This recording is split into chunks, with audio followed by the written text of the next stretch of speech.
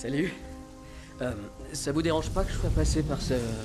The Marvels contient de nombreux easter eggs liés aux bandes dessinées et des références à l'univers cinématographique Marvel, allant de caméos évidents à des détails plus petits faciles à manquer. Voici les détails cachés de The Marvels, et c'est juste après ça.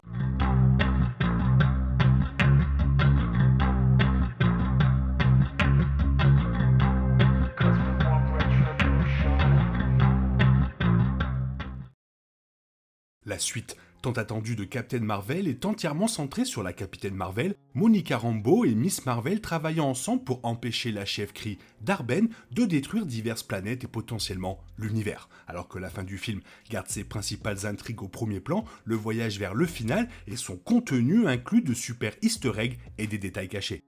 Les références MCU sont devenues quelque chose que les téléspectateurs sont désormais formés à rechercher et à s'attendre à voir à un certain niveau. Grâce à des décennies d'histoire dans les bandes dessinées et à 40 films et émissions MCU au cours des 15 dernières années, les opportunités ne manquent pas pour les studios Marvel de se référencer eux-mêmes et le matériel source. Pour le troisième film de la phase 5, il y a des détails spéciaux et des caméos à capturer depuis le début jusqu'à ce que la scène de mi-générique soit vue. Cela inclut les lieux de bande dessinée, le retour des vétérans du MCU, les références aux émissions Disney+, et plus encore. Chaque film MCU commence par une version du logo et de la musique typique de Marvel Studios, mais The Marvels apporte un changement subtil à l'approche habituelle. Au lieu de mettre en évidence l'histoire complète de la franchise et d'ajouter quelques nouveaux détails à chaque fois, le film utilise principalement des images de Carol Danvers, Monica Rambeau et Kamala Khan. Cela inclut des images de Captain Marvel, WandaVision, Miss Marvel et plus encore, ce qui permet au film de mettre immédiatement en lumière ses trois principales femmes.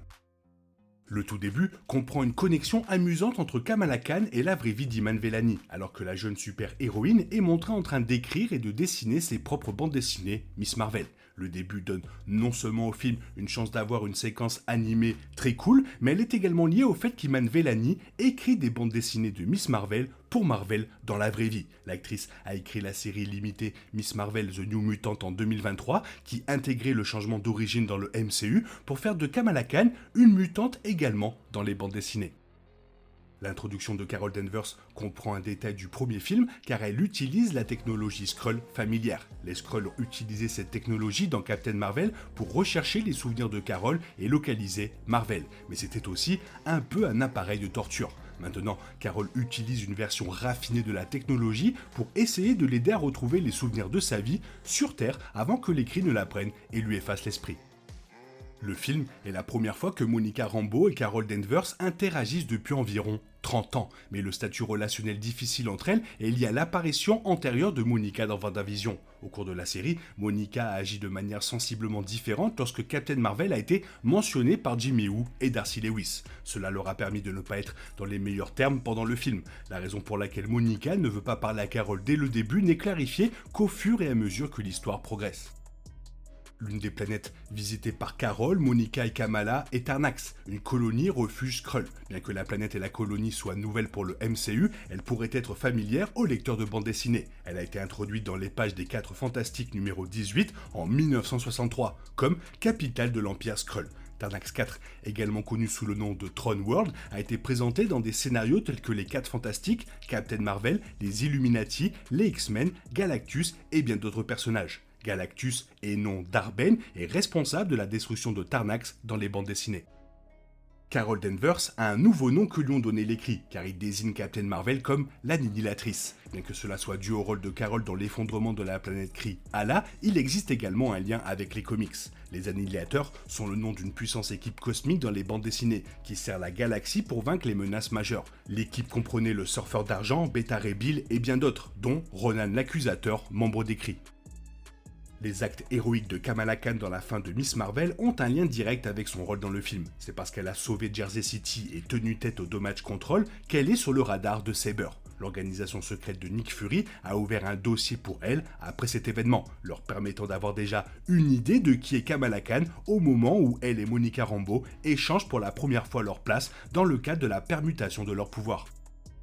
La première véritable interaction de Carol et Monica comprend une référence au premier film, avec le surnom de Monica Rambeau. Le surnom de Monica en tant que jeune fille est répété par Carol toutes ces années plus tard et est utilisé pour tenter de les remettre en bons termes. Cependant, Monica corrige rapidement le mot « tante » en déclarant qu'elle est désormais la capitaine Rambeau, laissant le surnom dans le passé. Il existe de multiples références à WandaVision inclus grâce au rôle de Monica. Elle mentionne spécifiquement les sortilèges de sorcière comme étant responsables de la source de ses pouvoirs relativement nouveaux. Quiconque n'a pas vu la transformation de Monica en super-héros sera certainement aussi surpris par les pouvoirs de Monica que Carol. Le film a peu de lien avec Secret Invasion, mais l'introduction de l'empereur Drogueux sur Tarnax a une certaine pertinence pour les bandes dessinées. Le personnage Drogueux, Fenu Edu, est le chef des prêtres des sciences de la cour impériale Skrull. Il est finalement responsable de la création des Super Skrulls dans les bandes dessinées et a travaillé pour la reine Veranke dans le scénario de la bande dessinée Secret Invasion. Aucun de ces éléments n'étant utilisé pour la série Disney+, Drogueux est promu empereur de la colonie de réfugiés et ne sait probablement pas que le Super Skrull existe dans le MCU. Les fans ont eu droit à une apparition de Valkyrie. Le caméo de Valkyrie survient alors qu'elle aide la capitaine Marvel à déplacer les Skrulls et à offrir de sages conseils, ainsi qu'à plaisanter sur les propres équipes involontaires du passé. Cette ref est apparemment une référence à Thor Ragnarok ou peut-être même à Avenger Endgame ou Thor Love and Thunder. Un bref flashback sur le passé et l'expérience de Dar-Benn lors du retour de Captain Marvel à Hala comprend un détail majeur sur son passé. Avant de diriger les Kree, elle était membre du groupe de travail d'élite connu sous le nom de Star Force, comme en témoigne le costume vert qu'elle porte dans la scène. Captain Marvel a présenté la Star Force avec Carol Danvers, faisant partie de l'équipe dirigée par Yon-Rogg. Dar-Benn ne fait pas partie de l'équipe telle qu'elle est établie dans le film. On ne sait donc pas exactement quand elle a rejoint leur rang. Il y a aussi un détail pour un nouveau casque Captain Marvel. Captain Marvel a établi qu'une partie des cheveux de Carol sort par le haut du casque correspondant aux bandes dessinées. Mais The Marvel montre une nouvelle version du casque qui cache complètement ses cheveux. Le nouveau casque comporte une petite pointe au milieu, là où les cheveux tomberaient normalement, et est vu dans le vaisseau de Carol et pendant le flashback de son retour à Hala. L'intelligence suprême a été présentée dans Captain Marvel dans le concept d'IA-Kree, mais n'a été présentée visuellement que comme la forme physique de la personne que quelqu'un admire le plus. La tête verte géante, fidèle à la bande dessinée, n'était nulle part visible dans le film, même si les plans en ce sens ont été confirmés par des scènes supprimées. Désormais, The Marvels donne vie à la véritable forme d'intelligence suprême juste assez longtemps pour voir Carol Danvers la tuer. Le film confirme la vraie nature des bracelets de Miss Marvel, car ils se révèlent être les puissants bracelets quantiques. Ils existent dans les bandes dessinées depuis 1975 et appartiennent généralement à une version de Quasar. S'appuyant sur les implications fournies dans Miss Marvel, la version des bracelets est liée à la mythologie Kree. Le MCU devient également un peu plus précis grâce à une brève conversation sur l'arme que Dar-Benn utilise. Le marteau est similaire à celui que Ronan l'Accusateur a utilisé dans Les Gardiens de la Galaxie, et Kamala fait référence à l'arme de Dar-Benn par ce nom. Cependant, Carol Danvers l'appelle à juste titre une arme universelle, qui est le nom original de l'arme dans les bandes dessinées. Une autre référence rapide à l'histoire du MCU survient alors que Kamala et sa mère parlent de la mission imminente pour sauver la galaxie. La mère de Kamala appelle Nick Fury Nicholas et Kamala la corrige en disant que son nom est simplement Fury. Cela renvoie au rôle de Nick Fury dans Captain Marvel où il dit qu'il aime seulement s'appeler Fury, pas Nick ou Nicholas ou quoi que ce soit d'autre.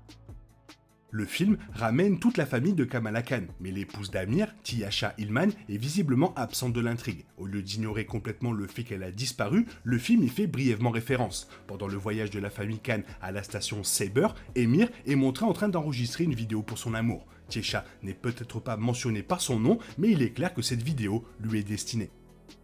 L'un des gags courants dans le film est que Monica Rambeau n'a pas de nom de code de super-héros, et Kamala essaie de lui en trouver un. Elle propose plusieurs options, dont le professeur Marvel à plusieurs reprises, mais Pulsar et Spectrum sont les deux les plus notables. Ce sont deux titres que Monica a occupés dans les bandes dessinées, tout comme l'indicatif d'appel de Maria Rambeau, Photon, en est un autre. Puisque le film se termine sans qu'elle obtienne son propre nom de super-héros, le titre de super-héros de Monica Rambeau fait toujours débat. Un petit rappel du premier film est inclus dans la garde-robe de Monica Rambeau dans le film. Lorsque le trio voyage à bord du navire de Carol, ils doivent enfiler des vêtements normaux et retirer leur super costume. Cela amène Monica à porter un t-shirt blanc avec un logo gris pour le groupe Nine Inch Nails. Cela devrait sembler familier étant donné que Carol portait le même t-shirt pendant le premier film. L'introduction d'Alanna devient l'une des séquences les plus uniques du film grâce à son décor musical. Alors que la planète est modifiée pour le MCU en ce qui concerne cette représentation, la planète elle-même et la trame de fond de Carol sont tirées des bandes dessinées. Introduite dans Captain Marvel numéro 9 en 2014, Alanna est une planète où Carol a déjà épousé le prince Ian. La Capitaine Marvel est l'une des êtres les plus puissantes du MCU, mais elle est vaincue au combat, de la même manière que dans Endgame. Lorsque Carol tente de vaincre Darben, la méchante Kree donne un puissant coup de poing rempli d'énergie qui la fait voler en arrière. Cela rappelle la façon dont Thanos a utilisé la pierre de puissance pour infliger un coup tout aussi puissant à Captain Marvel lors de Endgame. Le public peut également voir brièvement la statue de la Liberté redécorée dans le MCU. Désormais officiellement connue sous le nom de Liberty Avenger, la statue dorée tenant le bouclier de Captain America est reconstruite à la suite de Spider-Man No Way Home. Considérant qu'elle a également été brièvement présentée dans Miss Marvel, le monument devient une partie croissante de la narration du MCU à New York. La scène finale du film renvoie à la fin d'Iron Man, alors que Kamala Khan fait sa meilleure imitation de Nick Fury. Elle est assise dans l'ombre de l'appartement de Kate Bishop et commence à lui demander si elle pense qu'elle est la seule super-héroïne enfant au monde, d'autant que le personnage de Hailey Steinfeld est désormais entré dans un univers plus vaste. Bien que le nom des Young Avengers ne soit pas directement mentionné, la configuration familière et la parodie hilarante de Nick Fury par Kamala rendent ses plans de recrutement encore meilleurs. Une référence rapide à Cassie Lang est également faite à la fin. Alors que Kamala fait valoir ses arguments auprès de Kate, elle mentionne qu'elle est à la recherche d'autres crues potentielles. C'est ici qu'elle demande à Kate si elle savait qu'Ant-Man avait une fille. La brève phrase fait directement référence à Cassie Lang et le timing est parfait après Ant-Man et la guêpe Quantumania qui en a fait une super héroïne à part entière. Cela devrait préfigurer Cassie rejoignant le casting de Young Avengers, tout comme elle le fait dans les bandes dessinées. Une nouvelle version de Maria Rambeau rejoint le multivers du MCU grâce à la scène post-générique. Dans la scène, Maria est appelée par le nom de code de super-héros Binary, qui est le nom d'un double de Carol Danvers dans les bandes dessinées. Arborant un costume rouge et blanc similaire à celui que Maria porte dans le générique, le nom indique que cette version de Maria est sans doute encore plus puissante que Captain Marvel. Il s'agit de la deuxième variante super puissante de Maria Rambeau, introduite dans le multivers MCU après Doctor Strange 2. La grande surprise est l'apparition de Hank McCoy, alias Beast, interprété par nul autre que Kelsey Grammer de la franchise X-Men de la Fox. Il apparaît dans la séquence de mi-générique, 9 ans après que Grammer ait joué pour la dernière fois Beast dans X-Men Day of Future Past, 8 ans après ses débuts dans X-Men The Last Stand. Bien qu'il semble très différent de son homologue du film Fox, ce nouveau variant de Beast est toujours très impliqué dans les X-Men, comme l'indique la mention de Charles faisant référence à Charles Xavier, alias Professeur X.